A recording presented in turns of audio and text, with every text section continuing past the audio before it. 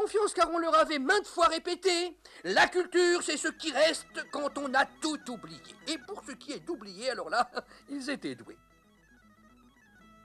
La configuration excessivement passoireuse de leur cerveau leur permettait d'oublier les choses à des vitesses proprement vertigineuses, de sorte qu'ils accéderaient, c'était sûr, au plus haut sommet de la culture. De plus, il se disait que si on voulait perfectionner le système, il n'était pas nécessaire d'attendre de savoir des choses pour les oublier après. Il était beaucoup plus intéressant, au contraire, d'oublier des choses avant de les avoir appris, ce qui améliorerait notablement le rendement culturel, vous en conviendrez.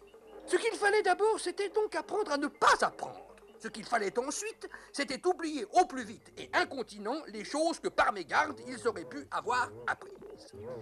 Pour les aider à se débarrasser de tout ce qu'il ne fallait pas savoir, les Shadocks avaient créé l'anti-mémoire. C'était un grand machin à base de mécaniques subtiles telles que poubelle à tiroir, concasseur de connaissances, broyeur à savoir, etc.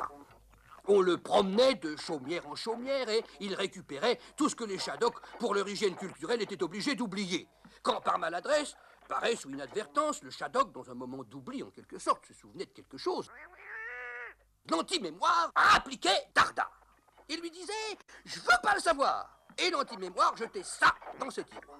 Le reste du temps, il vivait dans les champs où il ruminait de la mathématique et de la cybernétique, de la logique formelle et du calcul différentiel.